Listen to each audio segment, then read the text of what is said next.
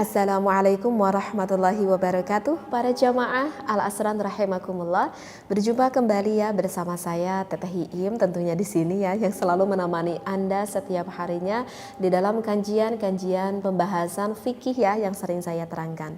Kali ini insya Allah saya ingin membahas yang berhubungan bagi pasangan suami istri, berarti ini hukum tentang fikih nikah ya.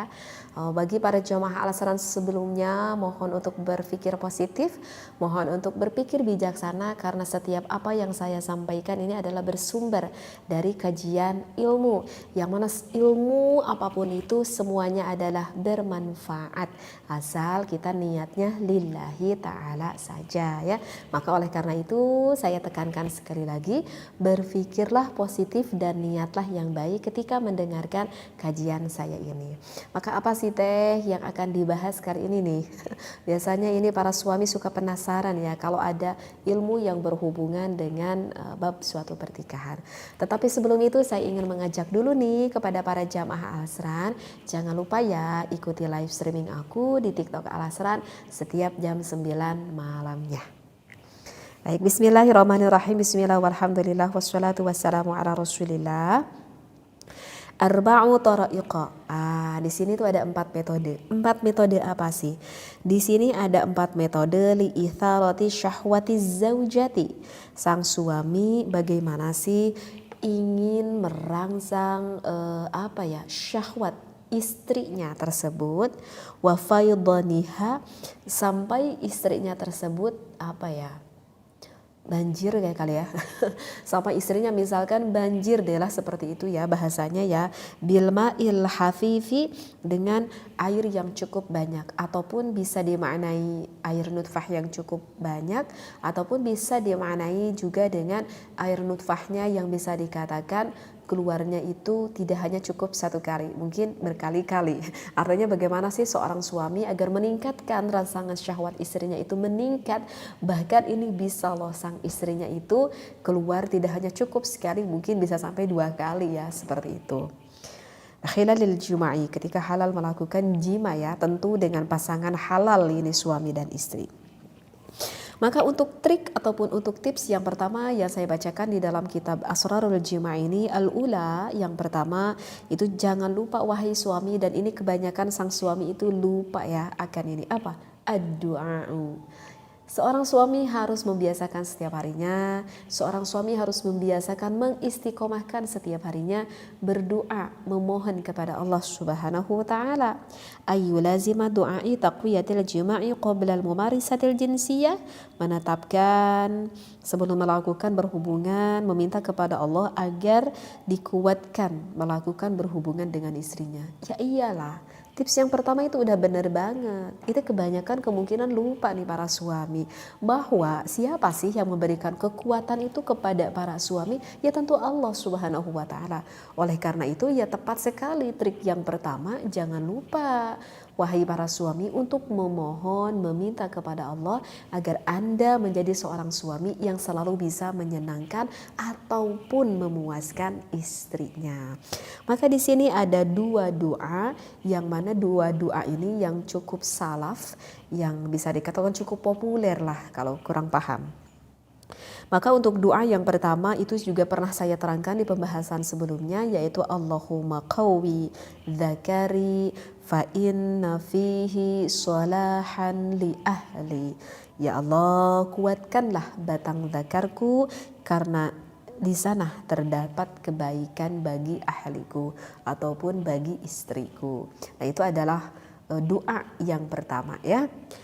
Ataupun bisa, kalau kita tidak berdoa dengan doa yang tersebut, ini ada pilihan doa yang kedua, yaitu Allahumma syuddali, ya Allah kuatkanlah untukku aslah, uratnya. Jadi urat apa ya? Urat itu urat batang milik suamiku, milik suaminya.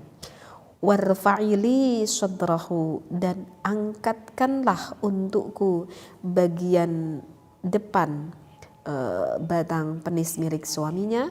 Wasahil alayya mudakhalahu, dan mudahkanlah masuknya batang zakar tersebut, wa makhrajahu dan juga keluarnya, warzuqni dan rizki, dan berilah rizki kepadaku, ladzatahu, ladzata itu apa ya, kelezatan lah ataupun kenikmatan lah, wahabli dzurriyyatan shalihatan dan berikanlah kepadaku keturunan yang salih, tuqatilu fi sabilika yang berperang pada jalanmu. Jadi ini untuk doa yang kedua ya. Kalau misalkan kita tidak membaca doa yang pertama, ini bisa doa yang kedua. Allahumma syiddali aslah warfa'ili sadrahu wa sahil alayya mudkhalahu wa makhrajahu warzuqni ladzatahu wa habli dzurriyyatan shalihatan tuqatilu fi sabilik. Kalau doa yang kedua ini agak panjang ya. Sepertinya akan banyak memilih para suami membaca doa yang pertama ya, yang pendek. Allahumma qawwi dzakari fa inna fihi shalahan li ahli. Bisa doa yang itu juga ya. Itu adalah untuk tips ataupun trik yang pertama bagi seorang suami. Sekarang apa nih Teh untuk trik yang keduanya? Untuk tips yang keduanya itu adalah wasaniyatu al-muda'abah. Maka para suami jangan lupa kepada istrinya harus sebelum melakukan berhubungan jangan lupa untuk mencumbu rayu dulu istrinya. Wal mulamasatu dengan saling bersentuhan kulit, wal qublatu jangan lupa mengecup istrinya. Mengecup apa? Apa aja yang disenangi istrinya. Wasu'alu. Nah ini. Dan ini yang kemungkinan yang banyak dilakukan oleh para suami, wasu'alu. Sang suami itu tidak bertanya kepada istrinya. Minaz zaujati anil a'dha'il mansyudati.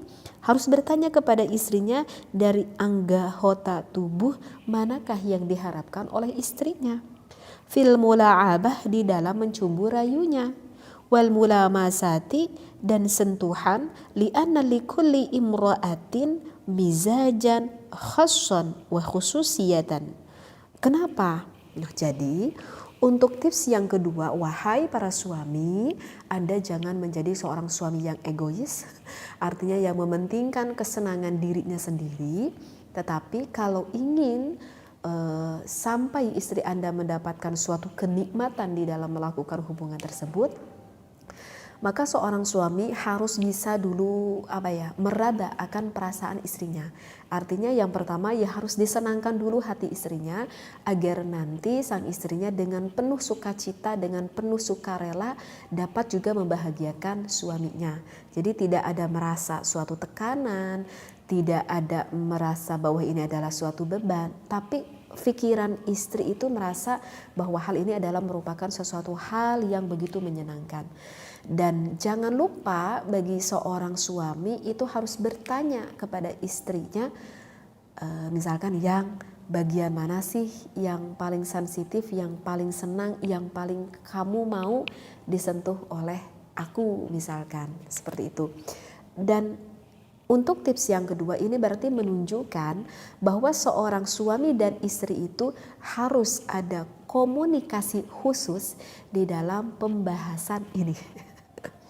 Jadi apakah itu penting? Sangat penting sekali. Jadi kalian sebagai yang sudah berumah tangga, komunikasi itu bukan hanya komunikasi mengenai perihal ekonomi di dalam keuangan rumah tangga saja, bukan hanya saja berkomunikasi misalkan mengenai bagaimana pendidikan anak kita sajakah.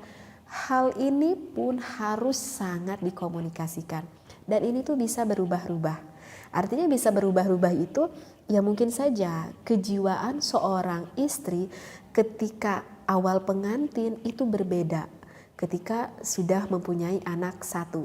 Awal pengantin itu istrinya tidak terlalu stres, bahagia terus karena belum ada beban dalam hidupnya, tidak ada beban untuk mengurus anaknya.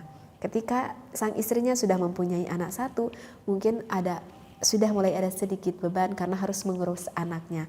Yang mana hal itu baru diketemui di dalam kehidupannya. Sekarang aku harus bangun setiap malam, sekarang aku harus menyusui, sekarang harus ini itu. Dan itu bisa mempengaruhi akan mental seorang perempuan. Apalagi kalau misalkan ditambah anak 2, ditambah anak 3.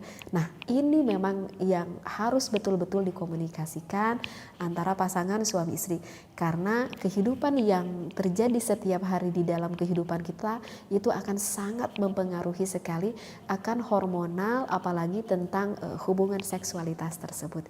Jadi untuk tips yang kedua, intinya harus ada komunikasi yang baik antara suami dan juga istri. Wasalisatu, dan untuk yang ketiganya, al-jima'u wa idkhal adz-dzakari ila farji zaujatihi, melakukan berhubungan, memasukkan hasyafah kepada farji sang istrinya, ma'a mura'atil asalibi, serta menjaga gaya, mungkin ya, gaya melakukan berhubungan, wal mubuli, dan cenderung al-marghuyati, yang disenangi min bainihima, antara suami dan juga istri. Nah, untuk tips yang ketiga, apa sih yang harus dikomunikasikan? Yang harus dikomunikasikan itu adalah perihal gaya. Penting di dalam berumah tangga. Mungkin ketika kita awal berumah tangga ya, kata suaminya kepada istrinya, mungkin karena kita belum berpengalaman sehingga gayanya ya begitu saja. Ketika sekarang kita sudah berumah tangga, sudah punya anak 2, punya anak 3, mungkin kita udah semakin berpengalaman mungkin ya. Dan aduh, aku jenuh juga nih, misalkan kata istrinya, ya mas dengan gaya itu saja, ataupun di ruangan ini saja. Maka boleh berimajinasi, maka boleh sang suami dan istrinya berkomunikasi yang baik, mencari gaya-gaya yang baru. Kecuali memang gaya yang diharamkan oleh Allah, yang penting masuklah kepada lubang yang benar, tidak boleh memasuki lubang yang belakang ataupun memasuki kepada lubang istrinya ketika sedang haid. Hanya itu aja sih yang diharamkan. Selain dari itu dihalalkan. Jadi kalian itu mau gaya apa saja itu sebetulnya dihalalkan oleh Allah Subhanahu wa taala. Dan itu adalah trik ataupun tips yang ketiga yang disampaikan oleh ulama. Warabi'atu, yang keempatnya, ada nisyanir rajuli, jangan lupa seorang suami ya, fi lamsi ujuzi zaujati, jangan lupa seorang suami untuk menyentuh istrinya. Bagian apa sih yang harus disentuh oleh suami kepada istrinya? Wathadiyaiha, maaf sekali, ini bahasa di dalam kitab fikihnya seperti ini, maaf sekali dengan bahasa harus menyentuh kedua puting yang dimiliki di bagian dada sang istrinya. Min khilalil jima'i, di sela-sela ketika melakukan berhubungan biologis tersebut. Bisyaklit tabaduli, dengan model bergantian. Idza ra'aita ya ayyuhar rajuli hadhihi kullaha, jika engkau menjaga seorang suami pada semua ini. Satajidu zaujatika fi syahwatil mulatihiyati, maka kau akan menemui istrimu yang begitu bergelora. Wal faydanil khafifi fil farji, dan akan menemui istrimu itu yang begitu dahsyat sekali sampai mengeluarkan air nutfahnya di farjinya sang istri. Ini masih ada juga nih pembahasan Ibnu Abdul Wahid. Jadi intinya begini nih. Untuk yang keempat, jangan lupa bagi seorang suami ketika melakukan hubungan biologis tersebut, jangan sampai sang suami melupakan pada bagian dadanya dan juga pada bagian bokong yang dimiliki oleh istrinya. Karena apa? Karena memang maaf banget bahasa di dalam referensi kita, karena di bagian puting yang dimiliki oleh istri tersebut itu sangat besar sekali rangsangannya di sana, karena memang banyak sekali syaraf-syaraf yang tersimpan di sana. Maka itu jika para suami lebih spesifik ketika melakukan berhubungan, ketika gelora sang istrinya sudah meningkat syahwatnya, dimainkan di bagian dada istrinya tersebut, itu akan lebih memudahkan sekali semakin memuncaknya gairah istrinya. Karena memang di sana Allah menciptakan bagian-bagian syaraf yang cukup besar di sana yang terkumpul di bagian, apalagi pada puting ataupun dada, puting dada bagian istrinya, seperti itu ya. Jadi ini adalah ada 4 trik ataupun ada 4 tips yang saya bacakan di dalam Asrarul Jima bagi seorang suami yang ingin sekali menyenangkan istrinya, sehingga ketika sudah melakukan berhubungan dengan sang suaminya, sang istrinya tidak akan mengalami kekecewaan dikarenakan misal ya, kecewa karena apa ya, misal dikarenakan sang istrinya itu tidak sampai inzal, istrinya itu tidak sampai keluar menuju kepada puncak kenikmatan tersebut. Oleh itu, ini adalah ilmu yang khusus sebetulnya bagi seorang suami yang diperuntukkan bagi yang ingin menyenangkan istrinya. Jika wahai para suami mendengarkan ilmu ini, jika Anda untuk diniati beribadah, sekali lagi saya tekankan, untuk diniati beribadah, ingin menyenangkan istri Anda, maka ketika Anda mendengarkan ilmu ini akan berubah menjadi suatu ibadah. Semoga tips ini dapat membantu bagi pasangan suami istri semuanya. Wallahu a'lam. Wassalamualaikum warahmatullahi wabarakatuh.